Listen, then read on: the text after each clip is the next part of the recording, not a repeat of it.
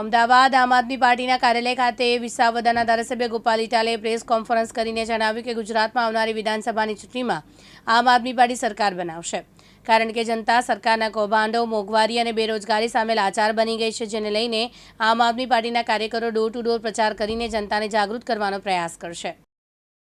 ગુજરાતમાં આવનારી વિધાનસભાની ચૂંટણીને તૈયારીના ભાગરૂપે આજે અમદાવાદ આમ આદમી પાર્ટી કાર્યાલય ખાતે વિસાવદરના ધારાસભ્ય ગોપાલભાઈ ઇટાલિયાએ એક જાહેરાત કરી છે અને સંગઠનમાં કોની નિમણૂક કરવામાં આવી તેના વિશે તેઓ આજે મીડિયાને સંબોધન કર્યું હતું.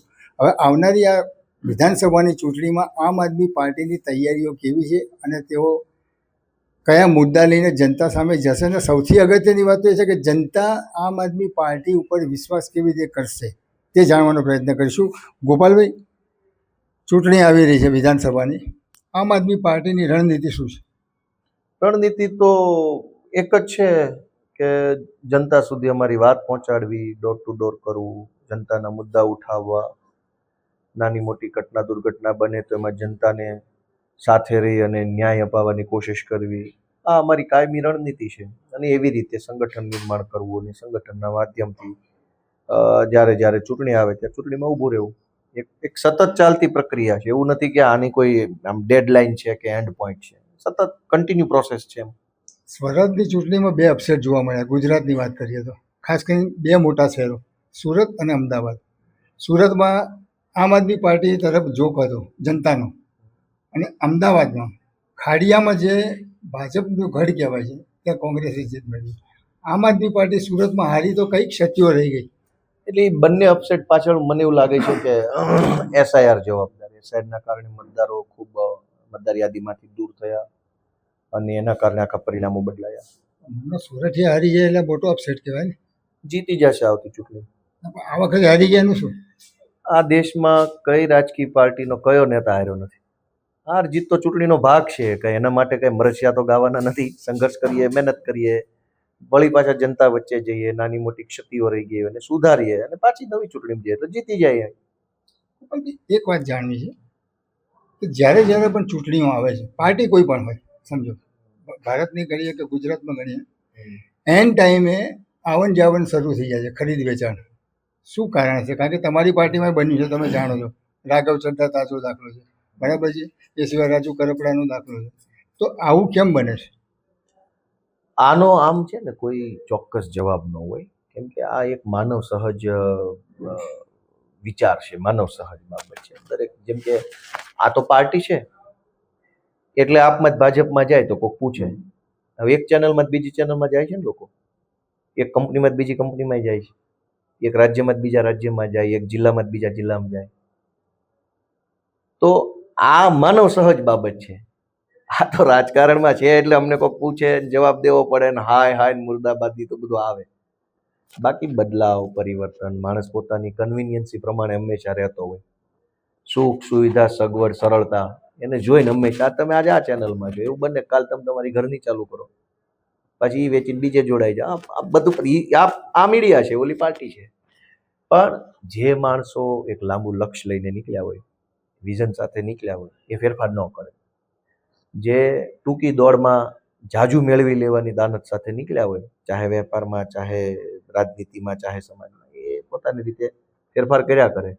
જેનું લક્ષ્ય બહુ મોટું હોય એને ફેરફાર કરવાની જરૂર નથી. સોશિયલ મીડિયામાં ભારતીય જનતા પાર્ટીનો આઈટી સેલ, જેને આપણે અફવાજ કરીશું અત્યારે, તો ભાઈ ગોપાલભાઈ અને સુદાનભાઈ બીજેપી અને ચૈતર વસાવા કોંગ્રેસમાં જઈ રહ્યા છે.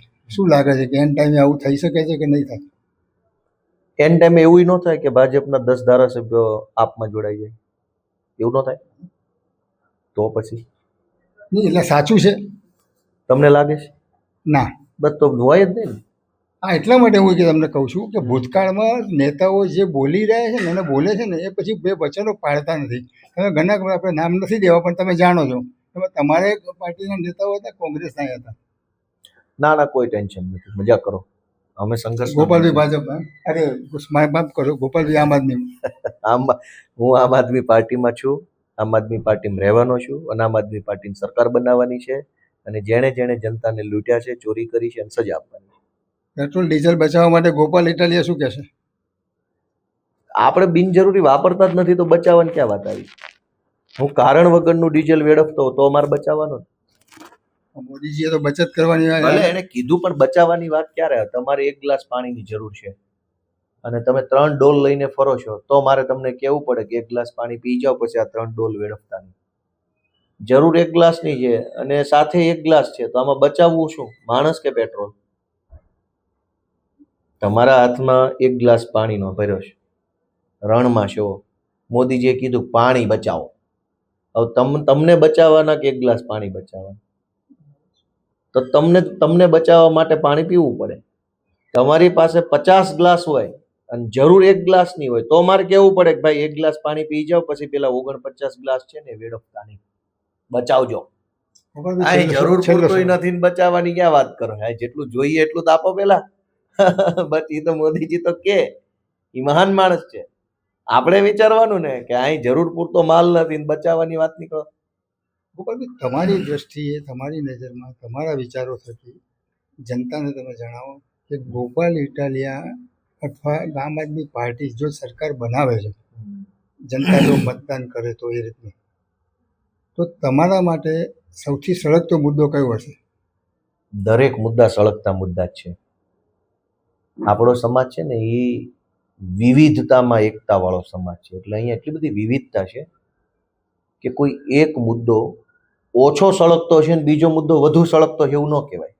રિક્ષા ચલાવતો માણસ હોય એના માટે રિક્ષાનું ભાડું બહુ સળગતો મુદ્દો છે. અને સસ્તા અનાજની દુકાનેથી અનાજ લેતો માણસ હોય એના માટે માલ ખરાબ આવે છે, બહુ સળગતો મુદ્દો છે. બિલ્ડર માટે ટીપી બહુ સળગતો મુદ્દો છે. છોકરા ભણાવતા એના માટે ફી બહુ સળગતો મુદ્દો છે. ખેડૂતો માટે ટેકાનો ભાવ બહુ સળગતો મુદ્દો છે. તો દરેકને પોતાનો મુદ્દો બહુ સળગતો મુદ્દો છે. એટલે જેટલા મુદ્દા છે એ બધા સળગતા મુદ્દા છે. અને આટલું બધું સળગાવ્યું કોણે એ તમે વિચારો. આ હતા ગોપાલભાઈ ઇટાલિયા.